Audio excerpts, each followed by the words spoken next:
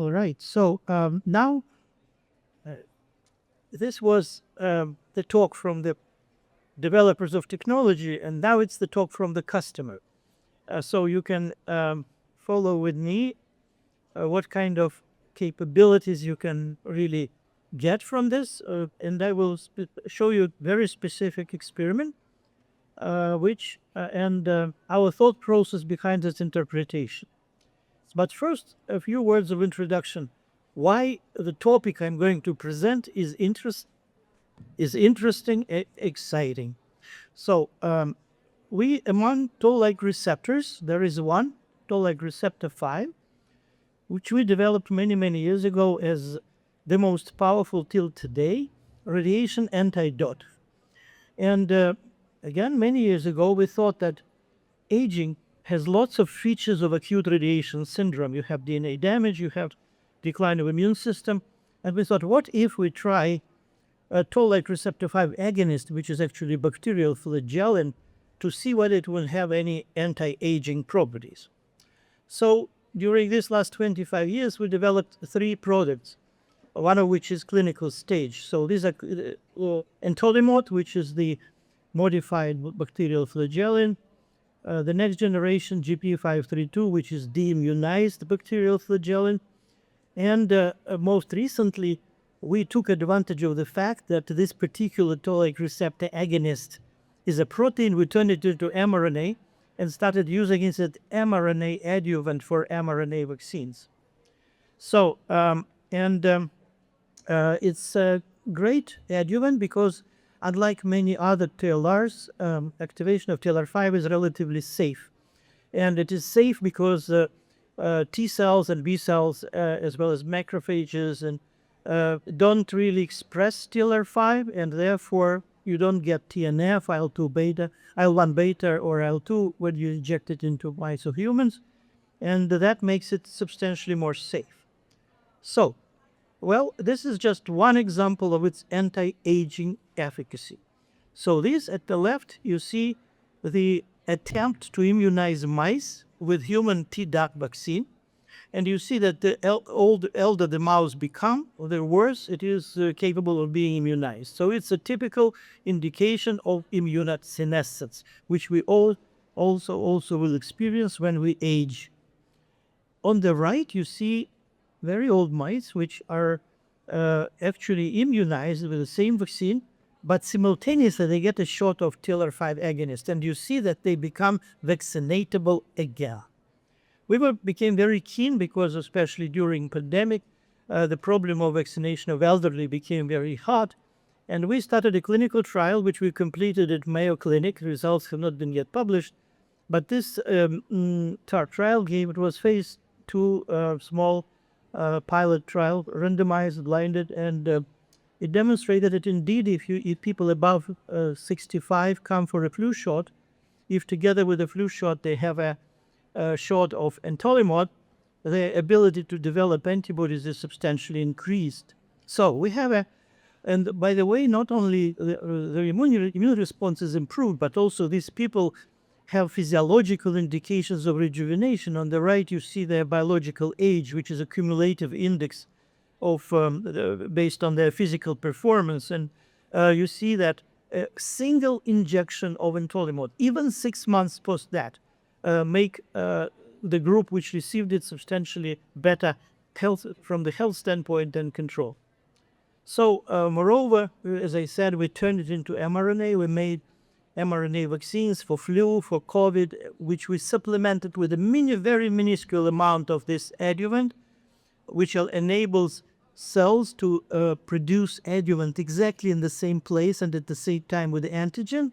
And we see substantial improvement of not only efficacy, but also the breadth of vaccine, so that when you can protect mice from a heterologous strain of COVID, when it much better than control vaccine. So obviously the key question is, what is the mechanism? How does this thing do these wonderful things? So we got the first hints, which appeared to be completely unexpected, from the experiment we did with single-cell RNA sequencing, when we took young and old mice of the same sex and strain, and injected them with TLR5 agonist, and then analyzed their bone marrow at different time points. So without going into details, we confirmed that indeed majority of hematopoietic cells do not express TLR5. Only neutrophils and monocytes are the most highly expressing TLR5 and respond by activation of an F-kappa V. What is interesting, stem cells do not express TLR5 as well. However, their transcriptional profile dramatically changed, which was a mystery. How can it be? You have cells which do not have TLR5 on their surface, but their and old and young stem cells differ quite substantially in their transcriptional profile. As you may see at the left, it's a differentially expressed genes between young and old stem cells. Already 24 hours post-injection of TLR5, their transcriptional profiles become almost undistinguishable. How can it be? The result appeared to be that it is not transcriptional reprogramming. It's actually physical recruitment of cells from the bone, from dormant niches, into circulation, into active proliferation. So TLR5 activating neutrophils in bone marrow forces these neutrophils to produce MMP9, which opens up closed niches, bringing new stem cells into proliferation and rejuvenating hematopoiesis. So this is how we think it works. That again, neutrophils secrete MMP9. MMP9 is known to be the opener of dormant niches. So the question was, where is the immune system here? So obviously, when you bring new stem cells into proliferation, it's good, but it takes weeks before it is translated into the improvement of immune system. Well, and we decided to look at what is happening with immune system using Selecta's driver map air assay service in a collaborated way. So we took 100 microliters. So this is how experiment was done. We took mice and we immunized them with anti-flu hemagglutinin-based mRNA vaccine made either with or without toll-like receptor 5 agonistic mRNA. And on the 21st day, it was prime and boost, we took 100 microliters RNA, and of course, these mice were bled also before. And these 100 microliters of frozen whole blood were sent to Selecta, and they did exactly what Alex just explained to you. So they gave us back huge number of files with lots of megabytes and gigabytes of data about all these clonotypes which they found in these mice.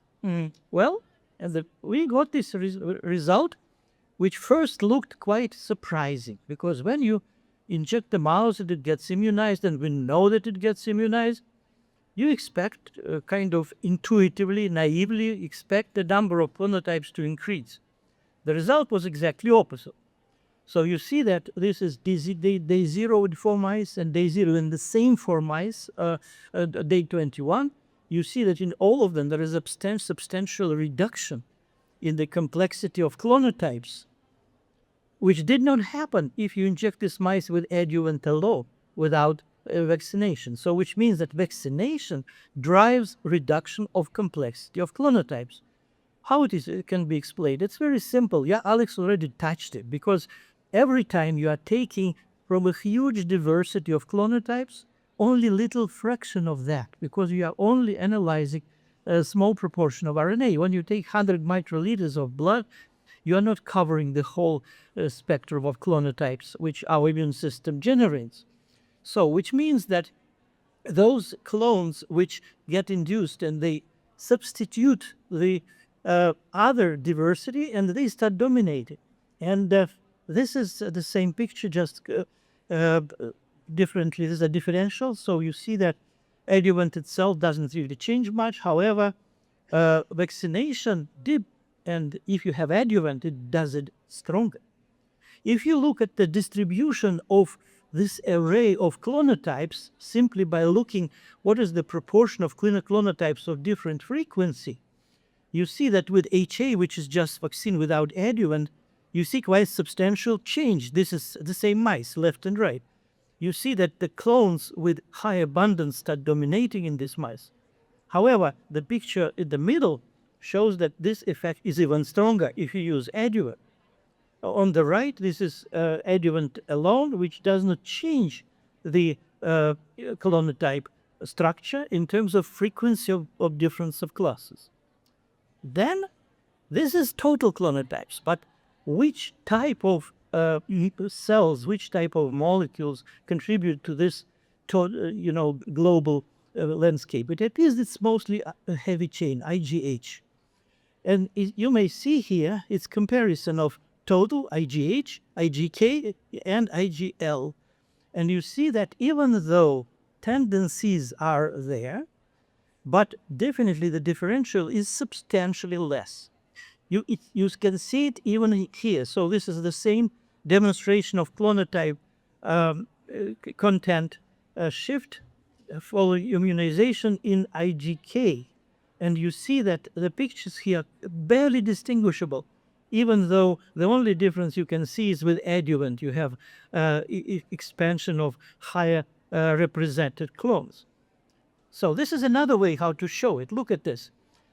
Every bar is a one mouse. Blue part is the clonotype array which you got from pre-bleeding, pre-immunization.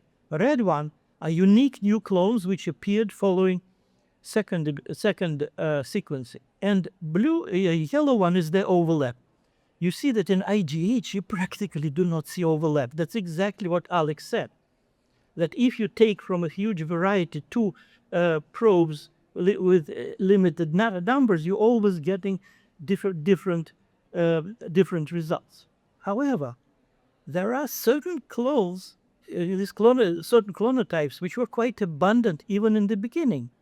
And nevertheless, they also appeared to dramatically dilute it. I will come to that a little later. But in the bottom is the example of the same mice of IgK. And you see that overlap there is huge. And this is actually very good because it gives me assurance that the method is working very well, right? Because you take two probes from the same mouse. It gives you different pictures. You don't know what is it. Is it a bad PCR? Is it like different representation of RNA amount and quality and so on? But if you have good overlap in something which does not change during your experiment, it's a proof that technically everything is done right. And the fact that we see difference in IgH on day 21, and we practically see it very minusculely at IgL and IgK, is very well understood because we know that the shift in IgK and IgL happens after IgH shift has occurred. So this is all with immunization. What about what is happening in these mice if you inject adjuvant alone? Does it do anything? And I thought it will not be able to make any conclusions. Why? Because you have some diversity, you put it in, the diversity changes, you simply will have two different arrays of clonotypes. So what can you say? But it appears to be that we can say, because it is an old mice and every mouse has several clonotypes which are quite abundant even at pre-bleeding stage. It could be autoimmunity, it could be some kind of other reasons of proliferation of certain clones due to immunization with something. But it's a property of this particular mouse. And in some of them, these dominating clones can occupy a very significant part. Like in this mouse at the left, this is one example, you see that one clone in pre-bleeding stage occupied about a quarter, about 30% of all clonotypes in IgH. And then what happens if you take this mouse 21 days after injection of minuscule amount of adjuvant, which by itself does not work as an immunogen because you are injecting in such a small dose. You see that this clone, which occupied 30%, now occupies less than 1%. So which means that the adjuvant injection led to recruitment, God knows from where, additional clonotype which diluted the diversity more than 30 times.